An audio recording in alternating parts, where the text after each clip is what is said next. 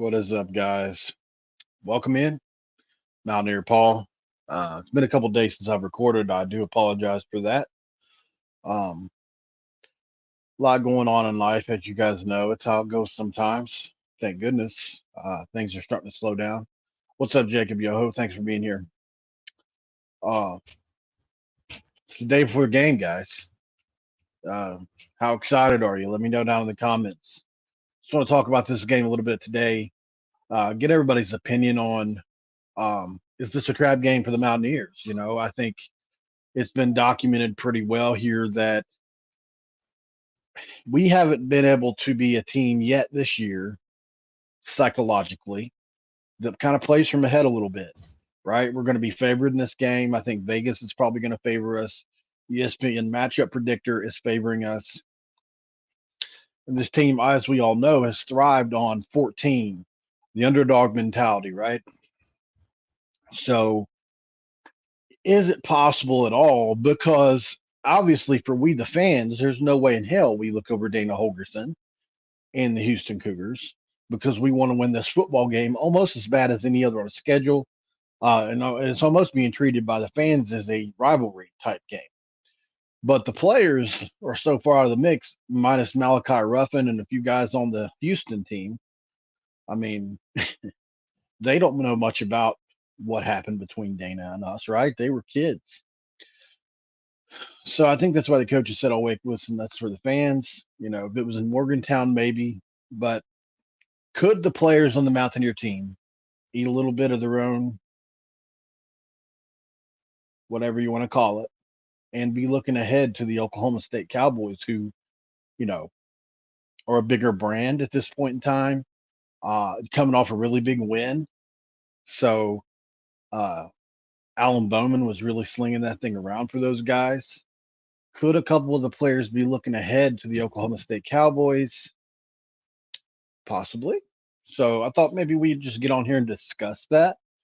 Uh, I think it's definitely worth uh, discussing. Okay, guys. So got a few of you on here, a few channel members. What's up, Timothy Green? What's up, John Cunningham? Channel member David Cummings. Glad you're on here. Um, Jacob Yoho, I don't think you're a channel member yet. But those of you that are channel members, if you're not, hit the join button. Become a Mountaineer fanatic or Mountaineer insider from this Mountaineer Paul Talk Football. I have created a Discord server, and I posted in the community board earlier today. If you go back and look, I linked to the Discord for members only. So if you're a member, you'll be able to see it. And that is where we will be sharing inside information. I've already been talking to a few recruits in this class. I have some information about a few of those guys. Future guests, you'll be getting privy to things like that. So it's all good. It's all fun. Go check out the membership with the Mountaineer Paul Talk Football if you haven't done that yet. There are two tiers, as I said, Mountaineer Fanatic, Mountaineer Insider. Don't forget as well, if you want to be a part of the conversation, use that super chat. Donate to the channel that way if you don't want to be a full-time member. Let's get on with the show. So we've got a few predictions coming in. David said we get kicked Dana's ass tomorrow night. Timothy said 27-17 Mountaineers win. We're going to be old bad. We're going to beat old bad hair himself. What's up, John Cunningham? I don't know, man. I think these kids from West Virginia aren't going to forget what he said about West Virginia talent. I asked a friend of mine who goes to the press conferences yesterday. I said, listen, man. I said, I want to know why nobody asked Neil about what Dana said when he left the program, I was pissed. I thought for sure, at least maybe Mike Gosti or somebody would ask, like, what does this game mean to some of the West Virginia kids, being that what Dana said, yada, yada, yada, about West Virginia talent, about the West Virginia state of West Virginia. I'm not arguing that West Virginia as a state is elite, but there are players in our state every year, at least 4 or 5 that can change your football team. So, not saying it's elite, definitely not, but there are, as long as the Mountaineers, are the only team that's picking those kids up, I could certainly see, the state of West Virginia being kind to us as it has been. So, but yeah, so I think, it's what they mean when they say it's for the fans, right? Maybe it is just for us. I don't know, but maybe the offensive line doesn't forget because that's where most of our West Virginia kids are. But what about the rest of the team, guys? It's just a question. Could this Houston game be a trap game for the Mountaineers? First game on the schedule, they're not going to be favored outside of Duquesne. Reverse that. It's the first game on the schedule, they're going to be favored outside of Duquesne. ESPN matchup predictor is like, I think the last time I looked, it was like 58-42, something like that, um, for West Virginia. That's not huge. No, we're on the road. It is a Power Five team now. I would argue that they don't have a Power Five roster top to bottom yet, although they have some really, really good players that would start anywhere in the country. That includes the nose tackle, who they call Dot. And apparently, this is a kid that has yet to need anything but a double team. That includes teams like Texas that he's played in the past. So interesting to see how that's going to play out with Frazier and Dot. There's a lot of good matchups in this game. A friend of the show now, Parker Ainsworth, highlighted a few of those just yesterday on his own show. What's up, Tyler Cobb? 34-17. The team may not look at this game like TC or Texas Tech, but they still have 14 in their head and will dominate the game. I like that. Let's hope so. What is like 40% of our O line from West Virginia and is one of the best in the nation? Yeah, agreed. As it currently stands, West Virginia 56, Houston 43. Not huge, right? Luke Bart, get to the community board, brother, and get on that Discord link that I dropped earlier today, so that you can be a part of that as a channel member, sir. Um, he said, "Let's win at all phases of the game. Let's go WVU." Yeah. So obviously, there's a few things in this game that concern me. Obviously, Matthew Gold in the return game, he's elite. He is a typical Dana. Dana has one every year. Whether it's Tank Dell, whether it's Tavon Austin, whether it's Matthew Golden, he's got a true alpha wide receiver number one that every team in the country would love to have. And it really is, Dana can sell these kids on that offense and the numbers that you put up. I mean, you can go back and show him this year when Stedman Bailey caught 25 touchdown passes in the year where Tavon Austin had just a ridiculous season on the other side. And so he's always going to have that guy. And I think, especially Aubrey Burks isn't playing this game, you can certainly see the back end possibly getting a little tested by some of these. If their offensive line can hold up, they have maybe the best overall player on the field tomorrow in Patrick Paul, who is just an elite left tackle at 6'7", 315 pounds. Probably going to be a first round pick. He's just absolutely crushing it this year for them in the left tackle spot. So we'll see if we can get any pressure over him because he is tough. I don't even think he's given up a sack yet. 2.5 Vegas, over under 49.5. What do you guys think about that over under 50? That's, obviously not huge, but it's not that I don't think we can't score. I just think our pacing is what hurts us on the scoreboard a lot of nights. You look at the way we play ball and snapping it with inside the 5 on the clock every time. And, we lose possessions that way, but we also steal possessions. We lose possessions on offense, but we steal possessions from their offense. And also, we play less possessions on defense as a result. It's a really beneficial way to play. It's just that the scoreboard isn't always going to show for it. If West Virginia is able to run the ball tomorrow, you might want to check that under on 49.5.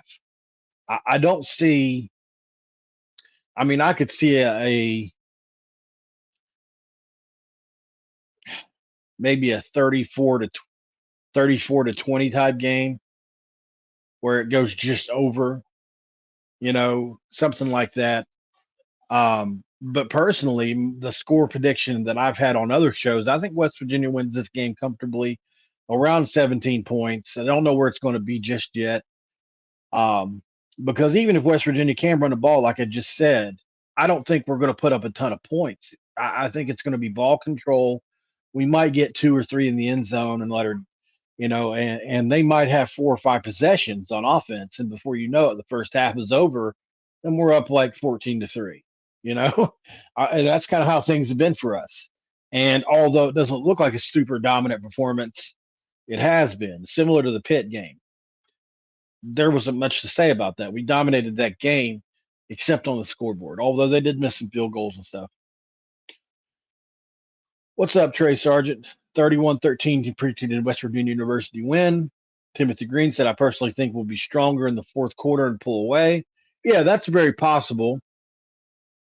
And I think we need a game psychologically that's more than one score for our kids, just because similar to TCU last year, a team that won a ton of games by one score or less, right?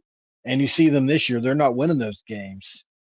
I don't want to be that team, right? That you start to think about, man, we're winning all these close games. I mean, it's great that you're winning them, but I'd rather win these games by more than one. It just feels better when you do that. Plus, you're not always. I mean, there are magical seasons. TCU is, evidence of that. The ball just doesn't bounce your way in every game. Penn State being one, probably a great example for us. Obviously, the new clock rules are playing a huge part, and I think that's why you can make a great case for ball control offense even more so than you ever could now. I mean, you're already losing 12 possessions a game ish. On both sides. So I think that's total both sides. I think the numbers that I saw before the season were like six. They estimated between 6 to 8 possessions per team. So that's a lot. That's a ton. So that's 3.5 possessions per half, um, without any turnovers. So I think you start to look at ball control offense. It's possibly being the new spread offense. With that, you can really do some numbers. Trey said defense scores a touchdown in this game. Garrett makes a statement in this game. Well, he needs to. I went and looked back at that TCU film, and he just did not throw many accurate balls in that game. They were all really tough contested catches, except for the Devin Carter catch and maybe one or two others. He's got to put the ball out in front of the guys just a little bit better today or tomorrow. I got to see it. Um, Obviously, the passing has to come along if we're going to contend for the Big 12 title. And I know that's saying a lot right now. We're still only 4-1. We could still end up not being a great team. It could still happen. I think a lot of WVU fans may not want to believe that. We could still crap the bed. So we need to keep improving. Obviously, I believe in this team wholeheartedly, but I keep my expectations down just a little bit just in case this thing falls out. It's just the last 4 years have made me that way. Malachi Ruffin with the pick. Okay. Feels so great to give Dana an L. Yeah, I agree, man. I think I really appreciate it. If you haven't seen what Dana Holgorsen said in his press conference Monday, it was very respectful, but he was extremely uncomfortable. I almost did a video on it, but there wasn't enough meat on the bone. But what I was going to focus it on was just how uncomfortable Dana Holgorsen was in this press conference. I had a few clips I was going to show. If you're like me and you're a junkie for this stuff, you watched Dana Holgorsen and probably every press conference he did for West Virginia, or the majority of them. Dana Holgorsen, when he does a press conference, he walks in. The first thing he does is breaks down that week's opponent. He's done that for as long as I've known him, and I've watched several press. I wanted to make sure he hadn't changed it up, so I watched some Houston stuff this year. And sure enough, he breaks down all three sides of the ball like he always has, except with this one. He came out and said a few things about their team, about the injury report, and then he finally realized that, oh, I'm not going to be able to not mention this. It's going to get brought up, and that's when he mentioned the West Virginia thing. But very uncomfortable for him. I thought that was interesting. There were some other things said I thought was interesting too, but he really talked about Dale Wolfley, which I thought was really classy. He knows Neil Brown personally. But there was, he said he enjoyed his time here, but to me, he kind of tossed it off the way he said it. I didn't really believe it. Um, I wonder if anybody else saw that press conference and how they feel about it. Yeah, Tyler. So Aubrey Burks is questionable. Tomas Remack is out. Uh, Wyatt Milam is game time decision, and Hershey McLaurin will probably be back. Wayne Turner, how you doing, sir? Defense wins this game. They play well. We win. 24-10 good guys. Dana looked at times speechless during his press conference. He did. You also got to consider when Garrett got hurt, the top receivers were Carter, Fox, Graham, and Aaron. When he came back versus you, it's Carter, Fox, Clement, and Gallagher without getting first team reps. Yeah, I get that. But he was still throwing inaccurate balls. So it's both things can be true, is what I'm saying. He can still throw the ball better. And yes, they need to have better chemistry as well. Obviously the injury hurt that. The defections hurt that. But these guys work together all off season. Um, and they've had 2 weeks to get some rhythm going. So hopefully things look better. Obviously, Garrett's danger with his legs and the way we run the ball is always going to be effective. But when we play a team like a Texas, possibly, or an Oklahoma, who's probably going to be more athletic than we are, I don't know. Just like with Penn State, how far Garrett's legs are going to go across 4 quarters. We're going to have to be able to throw the ball if we want to have a special season. That's what I'm saying. The number I think is 225 a game. We can get 225 passing yards a game and one score out of our passing offense. I think we have a chance to win 10 or 11 games. I really do. If not, then it may be 8 games. And it'll still be a good season, but not what we all want now. We're all greedy now, right? We all want that big season, like a Kansas State 10-win type season last year. Yeah, timing definitely plays a factor. I'm not saying that it doesn't play a factor, but he was still making them throws.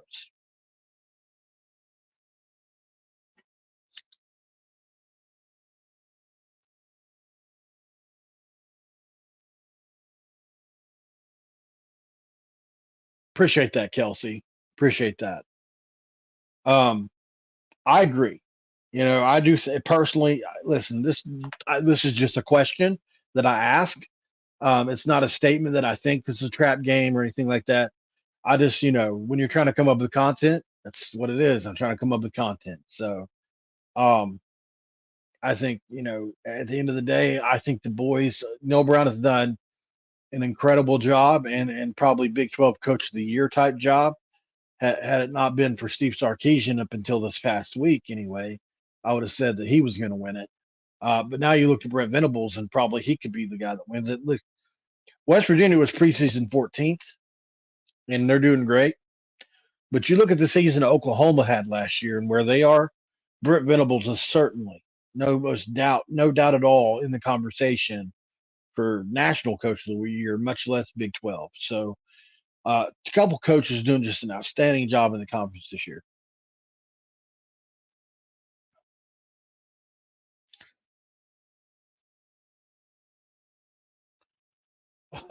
Well, I don't consider the BYU a trap game because they are um, almost man for man as good as we are. They went to Arkansas and beat a pretty good Arkansas team.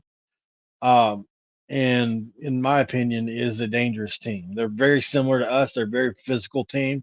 They've got a true freshman running back that can pound it. They've got a good offensive line, a big offensive line. They play salty on defense, and they've got a quarterback that can sling it around a little bit. So they really are the most like us than almost any other team in the conference.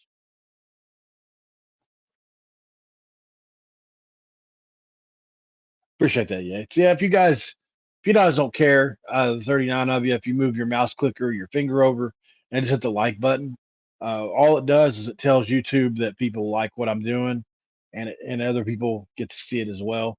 I know I say it a lot, but this is my full time job. I do this full time, so this is the only way I make money. And so like I said earlier, if you want to support through super chat, I would appreciate that. Become a channel member, I'd appreciate that even more. Other than that, just hit the like button or a comment. I know it sounds silly, but it really does matter. It really does. What's up, Andrew Smith? Should be a decent game, especially because we have some guys going to possibly be out this week. Have faith for our guys. Yeah, I don't know how many of those guys are going to be out just yet. I really hope Wyatt Milan plays. I don't. My prediction is that Aubrey probably won't play if there was a concussion. If it was just a scare and some kind of he had a nerve or whatever it was that made him think, that he was or feel like he was possibly paralyzed. There's trauma there, but if there's no structural damage and no internal damage, like to the brain with a concussion, I could see him coming back this week. But I don't know how you don't get a concussion off of that hit. So I would personally keep Aubrey out this week in a game you're supposed to win. I think we've got enough guys to step up and get it done. But then it could be one of those things where he was holding the back end together more than we thought. Because the thing I pointed out to somebody else in another conversation was Aubrey has allowed guys like Marcus Floyd to blitz off the edge, a guy like Hershey McLaurin to play as well as he's played in his career and really be all around the football. It's because Aubrey is in the back and does a lot of different things for us as far as calls are concerned, as far as just being in the right place, rarely missing tackles. He did miss a couple against TCU, but rarely does that happen for Aubrey. And Aubrey does a lot of things and erases a lot of bad things for us. So it worries me that he may not be back there and we might not have some of the flexibility we have with the defense. But I still think it'll be good enough to keep us in the game and win it. Yeah, that's a good one, John. Like I say, if it's a concussion, personally, I just hold him out. It's not worth it. Even if he would be the difference in this game, I would take the loss and keep Aubrey Burks for the rest of the year rather than lose him for the rest of the year or possibly his career and win this football game. I'm good with that. Game time decisions. That's right, Andrew. By the way, Andrew, I posted on the community board earlier a link to for members only. Uh, it's gosh, I had a brain fart. Discord. I went and made a Discord for you guys so that I can name drop, share info with you guys. I promised you guys inside information, and I have some, and we'll be scheduling a time for that once everybody gets into the Discord. So if you know any of the other channel members, there are 18. I'll list them off there. Certainly, please and share that with them. Share it on Twitter or X or wherever you can. The Discord server link. Only with members, though. Don't share them with the community. It's for members only. So I appreciate that. Yates coming through with the super chat, man. I appreciate that, brother. The Yates 27, he said he's got me. Appreciate that, bro. It means a lot. Um, if you want to, Yates, I'll hit you up with that with a Discord thing. Geek, yeah, bro. I appreciate that. Yeah, no problem, Andrew. Yates, I'll try to get you a that Discord link, or if somebody wants to, uh,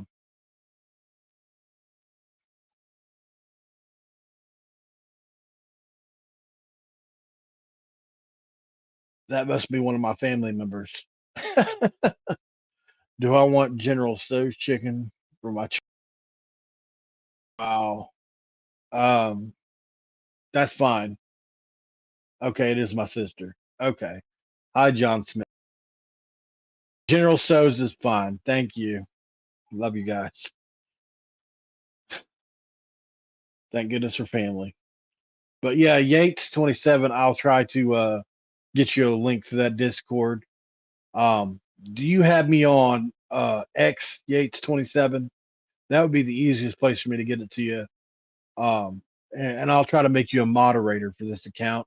because you always do a really good job coming in here and trying to get people to like and I really need a couple people to help clean up the chat room every now and then. There are people who come in and try to troll it, so we'll figure it out. But at Paul Mountaineer on X, just hit me up either in the inbox or just tweet at me, and I'll figure out a way to reply and get you that Discord server.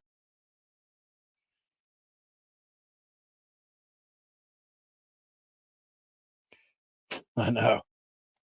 Yeah, it's pretty crazy. I was like, who in the heck is asking me about Chinese food named John Smith?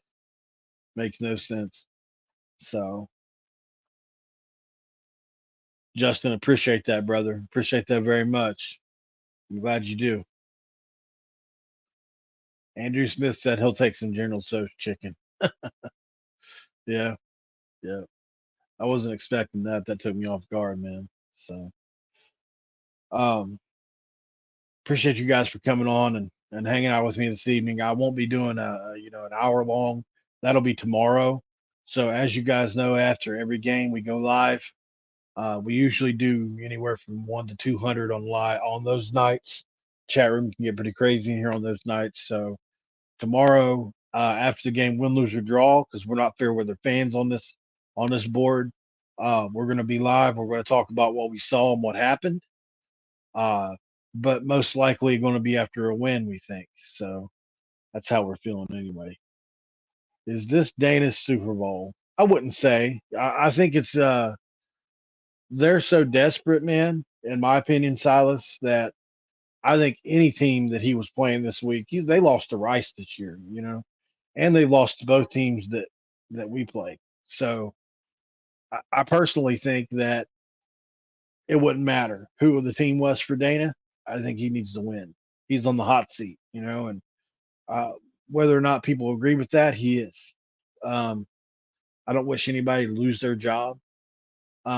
But I certainly think West Virginia can be the fire that lights that hot seat even hotter because it's a big game for that from pretty much a national perspective for them and inside that university.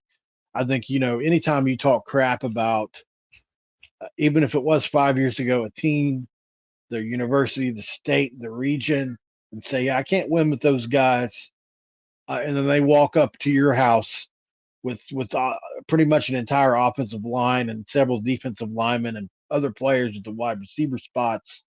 If you include Rodney Gallagher, who's basically a local kid, and then kick your ass, that's not a good look. So I think that's what he's up against. I think he knows that.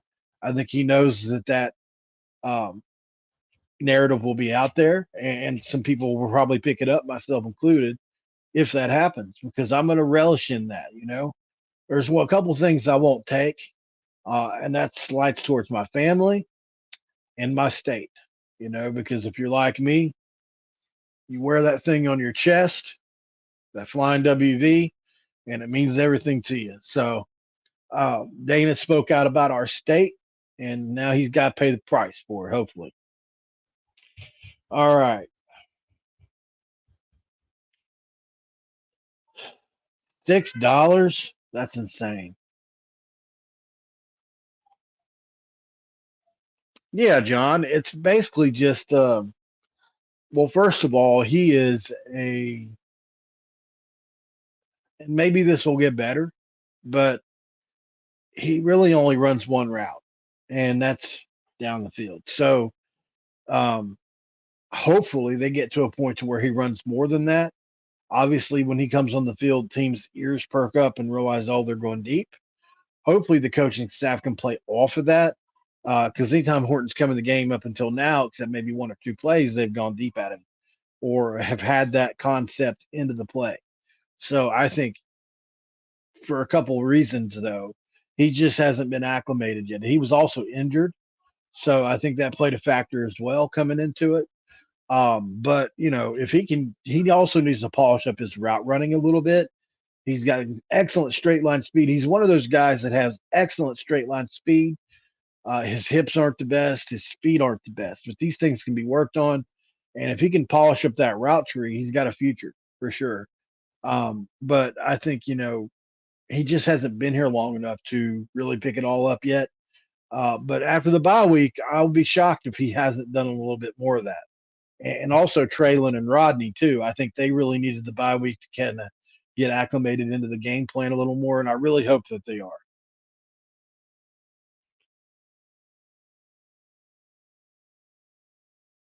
Appreciate that, Tyler. Unfortunately, and here's where you kind of get into the crappy part of it all. For me personally, the financial part of this also matters. And if Kuz and I go on live together, because we share a lot of the same people like you, and he has a larger, because he started before I did, a couple years. He has a larger subscriber base. He kind of he kind of drowns me out and will get all the views because everybody his will be because his algorithm will be getting stung more than mine. His Unfortunately his will pop up, and we've done this a few times, and his video will have 3 or 4 thousand views or more, and I'll have like 3 or 400 views.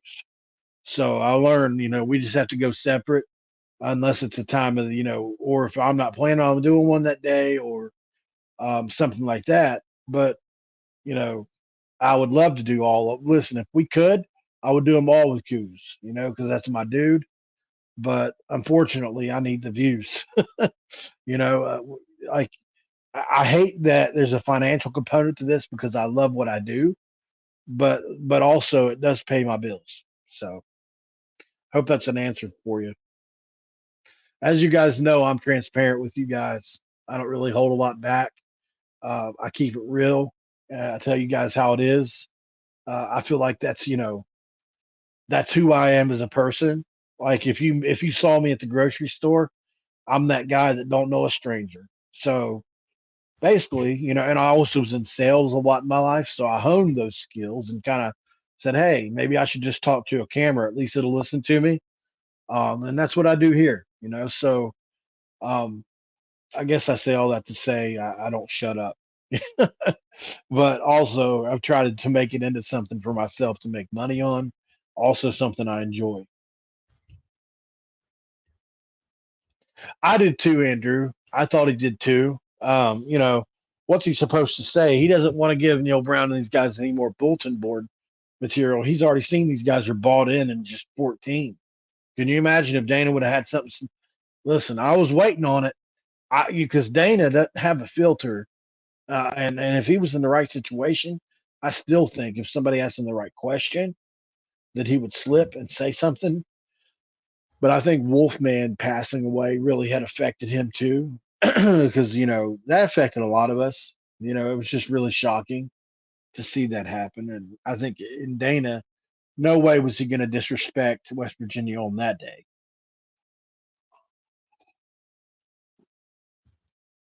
Just my 2 cents on that. What's up, Timothy Green? Yeah, I'd like to win it for the Wolfman as well.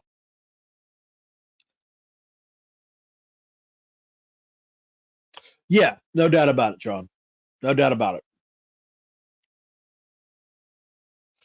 That's a good question. I think it's very possible that they put some points up in this game. I mean, it's very possible that we get into a shootout with them. As far as we're going to score when we have the ball, it might take a long time, and they might score quick. But I'm not going to listen. They've got a receiver room that is as good or better than any we played this year. They've got a quarterback that has outplayed almost every quarterback he's got up against head to head, besides JT Daniels, ironically. So this is a team that's dangerous offensively, guys. We got to get that through our heads. That record is bad. It's not great. It's 2-3, but there are a few things away from being better than that. And this team is not to be underrated. Uh, the great thing about them that gives a lot of people hope is based on the numbers, personnel, and everything else. Most people, even Houston, was able to run on them. So if they are, we should be able. Or I'm sorry, Rice. So if they are, we should be able to. And if that's able to happen, then we dominate this game. As long as we can run the ball and don't turn it over, I don't see a path to us losing this game. But because we'll be able to take their offense out of rhythm. But if somehow Dot wins that matchup with Zach Frazier, they have one of the best nose tackles in America. He would start anywhere. That name a school, Dot would start there. So he is a kid that could really throw a wrench into our plans, but he's been injured and had a lower leg injury. If he ever, maybe he gets back 100%, he's a 5'11", 300-pound nose tackle that knows leverage. So I think Zach Frazier's going to have his work cut out for him. But I do also think Zach Frazier is the best center in America. And that's just what he does. He takes really good players like Dominic Williams from last week and makes them resort to dirty violence, right? So I think Zach wins his matchup and we run the ball.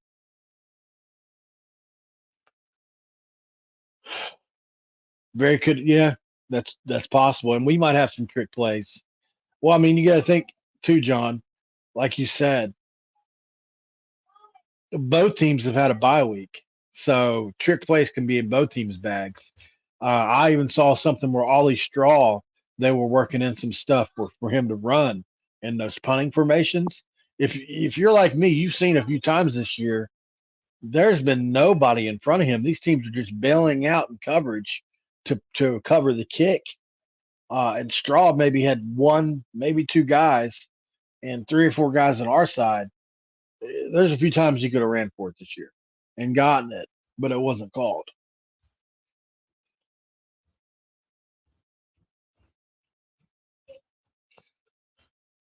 Maybe go one after the other after the game. What's up, Georgia Reload? I hear you. You're here with Ub.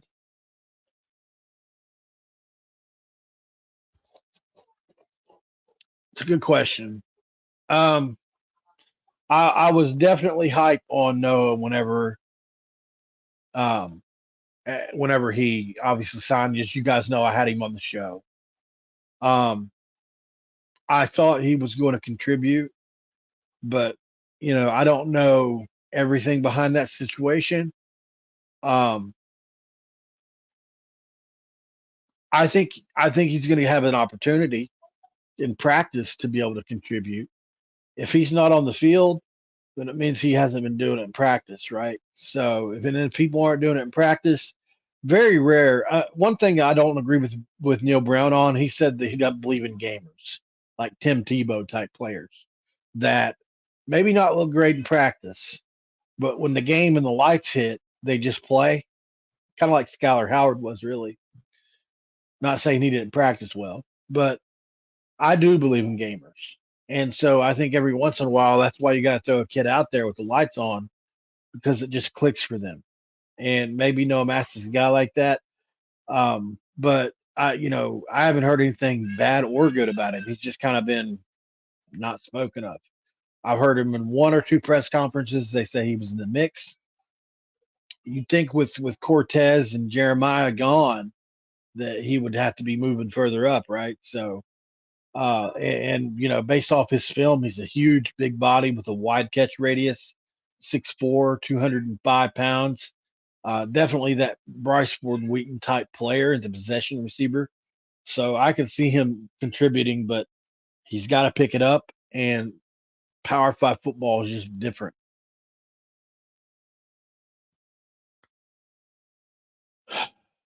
For sure, man. Look, I don't know if pissed all over is the right term. I think a lot of people doubted you guys for sure. But you guys proved it, no doubt. I mean, you beat a good Kentucky team. I won't say they were elite, but they were good. 5-0. Uh, Ray Davis had been running over everybody that they came in that they played, and you guys shut that thing down. And then your quarterback really showed out. You guys obviously have an elite skill spots. You got the best tight end in America. So good on you, Georgia. Thanks for joining the show. Um, I'll argue that you haven't been as disrespected as West Virginia, though. West Virginia was picked last, 14th in the preseason predictions. So we'll take most disrespected. Garrett Green ranked 69th out of all 69 Power Five quarterbacks. Go on and on with it. We had a preseason coach say Preseason in the preseason, a Big 12 anonymous Big 12 coach said that they have a MAC roster, right? So this is what our team is eating week to week, fuel for whoever next week is. And tomorrow it just happens to be Houston. Oh, by the way, C.J. Donaldson has probably been the best performer of the week of practice. Look for C.J. to get back on track tomorrow. Jaheim White also been playing well. He could really break out in the second half of the year, guys. Watch for that too. Yeah, it looked like he was going to.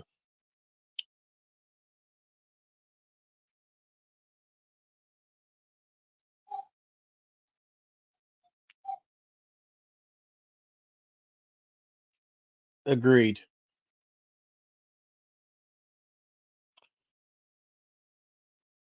Yeah, I feel the same, Silas. Yeah, for sure. We've thrown a couple tight end screens his way. It's what they call like one of those quick screens where he kind of fakes like he's going to block and then it just turns around really quick. It's not really set up on the perimeter like for a receiver as much. I like that. We've had a couple successful plays, but you're right. We have to manufacture some throws Cole's way, get him in the flow of the offense so that he can make plays down the seam for us. He's capable, athletic enough. Obviously, 6'7", 250 speaks for itself. The catch radius is massive. We've got to get Cole Taylor more involved.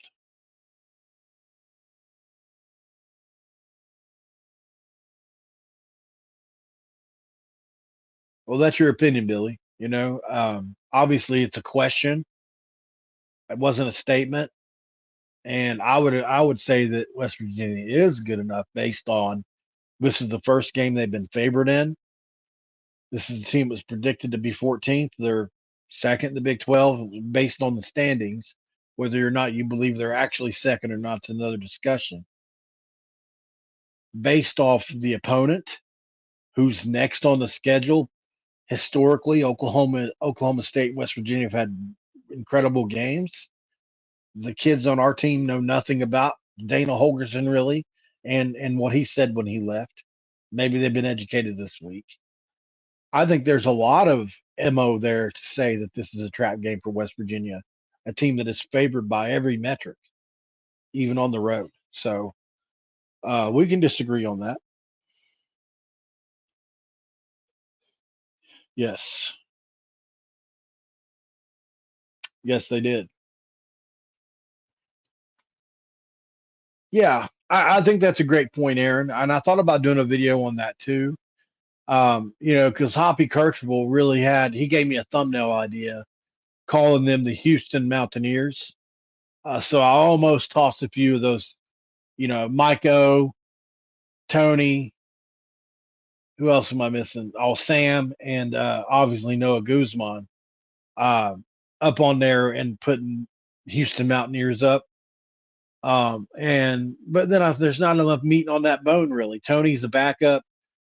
Mike O got in the paint last week. I think he might have scored. Sam is the best receiver on their team up until now. Noah's out for the year. But there's really not enough to sustain me for a whole video there, so I didn't do it. But I think they're really motivated. I think especially Sam, a kid that Neil Brown has alluded to several times this week, had character issues in West Virginia. I mean, he said it in his press conference over and over. That he said, this I'm quoting, kind of paraphrasing Neil Brown here, but Neil basically said, and I told my coaching staff, if he ever gets that maturity part of it right, he's got elite talent, and he's like, he must have got it right in Houston. Although I've been told he's had some outbursts even last year. So don't know how much of this maturity thing has come for him. It's obviously gotten better, and his knowledge of the game has gotten better. And as a result, we're probably going up against a really hungry player tomorrow that's going to be really wanting to show West Virginia what's up. I think Mike O and Tony respect this team, and they know everybody on the team, and certainly respect Neil. So I think, do they want to whip our ass? Absolutely. Are they going to be hungry to do it? You can best believe it. Mike O, I think Mike O had a place on this team. To me, he just wanted a fresh start. You have so many, what, 2, 3 season-ending surgeries. Sometimes a fresh start's what you need. As far as Tony goes, got beat out. CJ did what he did, um, and then so did Justin, and then so did Jalen, and you kind of kept getting knocked down the pecking order. And then you look, oh, by the way, he'd be behind Jaheim White now. And based on what Neil Brown said, possibly even another player. So, I think Tony's probably going to, it's between Tony and Sam, but I think both of them are going to be extremely hungry. Um, just don't know how much of a problem they're going to be because I don't see Houston dominating us on either line of scrimmage for Tony. I think Sam is the odds on favorite to possibly gash us tomorrow in some way and wouldn't be surprised to see him do well.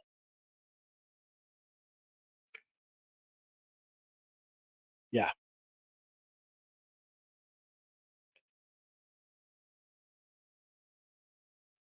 Nick, I would say depends on what you want, man. I still think Nico Marchio will be a sneaky pick here. I think Nico is going to figure it out at some point. I've all been on this for a while now. Nico Marchio could still end up being the future of this team. That's just my opinion. Garrett Green is certainly a great option as well. He if he can stay healthy, is a true weapon.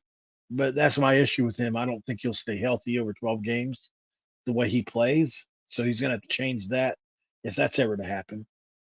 CJ Donaldson would be the one I would personally get. And I actually have a searching around online last night for one. So that'd be the guy I'd go for. At this point, he's probably the household name, or Zach Frazier. I think that'd be another one to get, number 54. Um, he's obviously probably the highest graded player on our team, or Wyatt Milam, one of those two. On those are the offensive players that I would look at. Lee Koba on defense is a guy that I'm in love with. I just think, I love that kid's game. He's a grown man, but the way he's come into his own has just been awesome. And if you want to go for some NFL kind of name recognition, just off the beaten path a little bit, Josiah Trotter Jr. Um, would be one, or I'm sorry, Josiah Trotter, Jeremiah Trotter's son, um, would be somebody to look at as well. So I don't know. That's for me, because the NFL connection. Aubie Burks, there's a lot. This team's got a bunch of studs.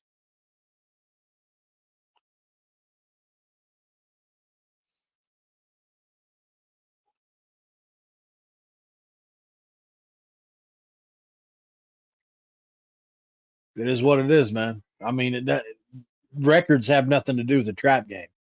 The trap game is, can you overlook this team and lose?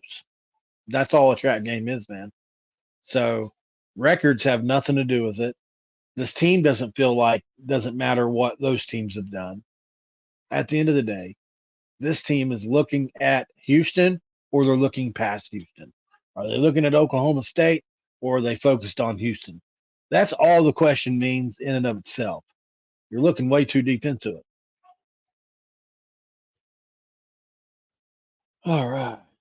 Yeah. Oh, yeah. Rodney Gallagher for sure. Yep. Agreed.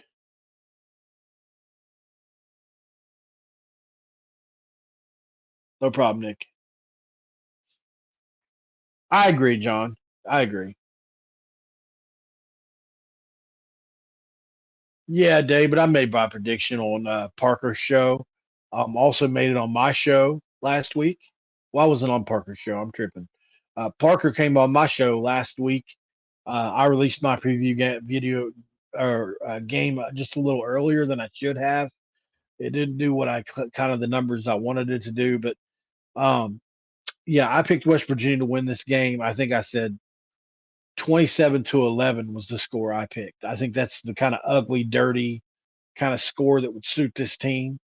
Um, and maybe it's 27-14, but somewhere in that range. I think West Virginia wins by double digits. I don't think we're overlooking this team. When I posted this video and put the title or the thumbnail in of Trap Game, it's a question, right? Not a statement. So I was obviously wanting your opinion on that. I gave the possibilities for why it could be a trap game. And so, but at the end of the day, I don't think it's going to be one. That's what content creation is. You just try to make things fit. But I certainly think West Virginia is going to own both lines of scrimmage in this football game. I think the player they affectionately call Dot, who plays nose tackle on the Houston side on the Houston defensive line, is probably their best player that nobody knows about. Who really has dominated a few games in his career, and has certainly got an NFL future. Was going to get beaten up by who I think is the best center American, Zach Frazier, which is going to allow our inside running game between the guards and tackle and center be very good. And I think split zone is going to be a play that you're going to see a ton come Thursday. And I think C.J. Donaldson has 170 yards, somewhere in that range. But Jaheim White could also play well. Um, if they give him the carries, Jaheim White could play really well. He could really explode. And I would love to see it because he's such the perfect change of pace to CJ. But yeah, I'll go 27-11, 14 in that range. I really think our defense plays well in this game. Maybe give it up an early score and a half, but I think after that we play pretty well. We're going to get, we go up by 10, 12 points, and let's say we go up 12 nothing. Weird score. Well, in a normal game, that's a nothing. But the way we play ball control, that's a country mile. So I think we get them behind the chains. We get them behind on the scoreboard. I think Neil has proven if you watch that JT Daniels team, if you watch any team he had, even with Jarrett Dagey, he's had streaks with both of those players of opening scores, right? Because he scripts out the first 10 to 15 plays. And Neil Brown is as good as anybody at scripting out the first 10 to 15 plays, even on the bad teams we've had. He scored early and often a lot. I think he does that tomorrow, especially with 2 weeks to prepare. I'm not a big Doug Belk fan. I don't think he's the best defensive coordinators out there. So I think that we definitely put some numbers up on them running the ball. So that's my score. I'm sticking to it. Awesome.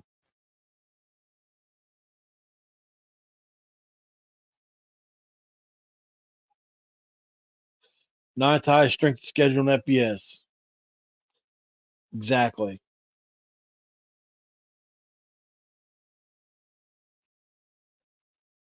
Yeah, Kelsey. It's past the ball. Listen, he threw for. Remember how good that Texas Tech defense was against us? I mean, you saw that game. Now, was it a monsoon? Yes. Was that defense still pretty stout? Yes. Donovan Smith put 300 plus up on them last week. I think it was like 325, and outgained Baron Morton by over 100 yards. So they can sling it. Matthew Golden is an elite, literally elite athlete, sophomore wide receiver. Joseph Manjack is your typical 6'4" possession receiver. And Sam Brown, who we know from West Virginia, has really come into his own and leads the Big 12 in receiving.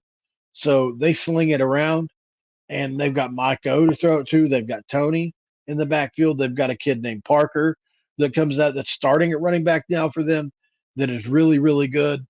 And overall, they're a really good offense. Their offensive line is not the best. Donovan Smith, the quarterback, looks the part at 6'4", 215 pounds. He's probably the first guy you walk off the bus if you're a Houston person. He's just that huge and big in stature. I remember watching with Texas Tech against NC State. I think it was last year. He's got, I'd say in FBS, probably a top 10 arm as far as strength. He can be inaccurate from time to time, but he is a pure passer that can run with it. So he can scramble and he's a physical runner, but mostly he slings it back there. And so if he gets protection because he loves to hold on to the ball, it's probably his number one flaw, similar to JT. Then we're going to get pressure, and then we just got to bring him down. One thing on tape that you see with Donovan Smith, and this will be a key tomorrow. One of my keys to the game is We have to get him on the ground. I've watched him break a tackle with one guy 15, 20 times this year, at least in the pocket. He shakes off arm tackles like they're nothing. And I've seen 5 or 6 different times when it's two guys have had him literally wrapped up and he just breaks free. So he's incredibly strong. So A, if he holds onto the ball, we have to get him on the ground. B, if they protect him, we have to cover because their receivers are really, really good. Really, really, really good.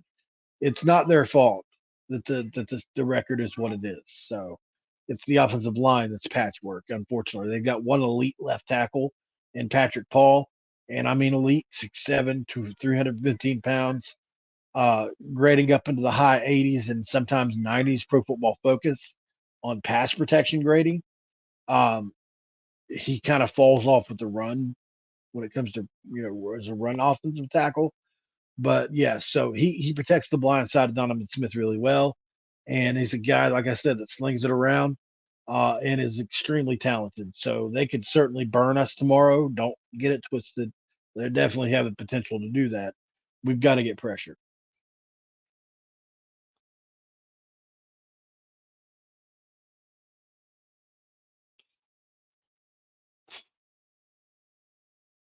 Yeah, agreed.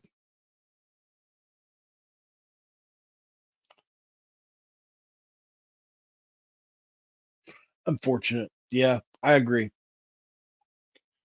Yeah, that's what happens when you get played in the right spot.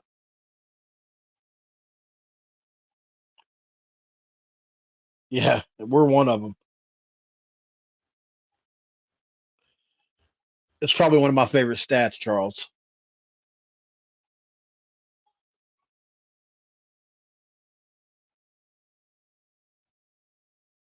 Yeah, I mean, if there's going to be a game where we do it, we would like it to be this one, right? I mean, we're going to be able to run the ball against stack fronts. We've shown that.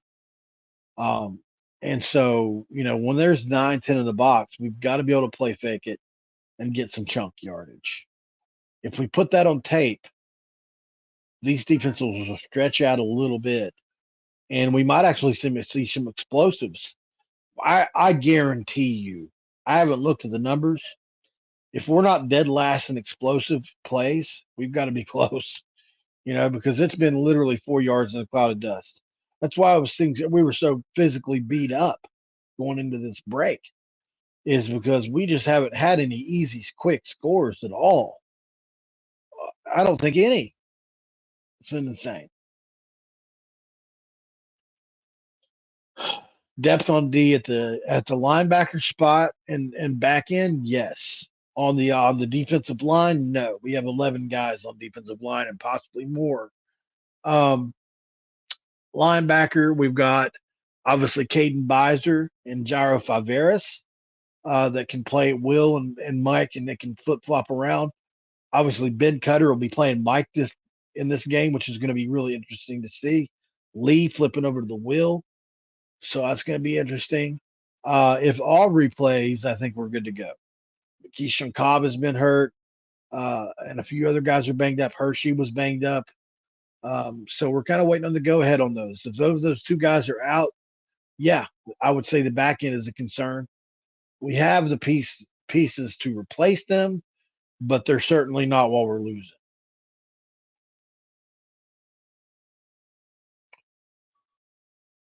Yeah, correct. He gets rattled pretty easily.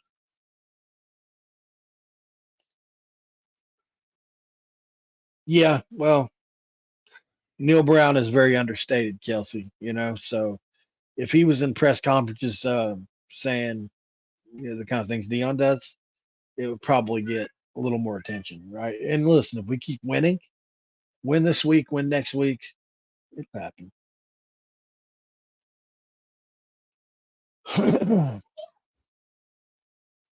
A lot.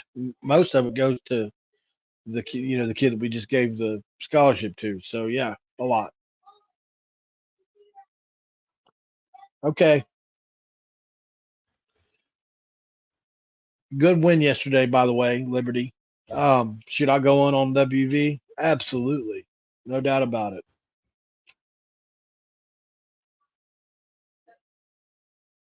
Okay. I hear you, outlaw.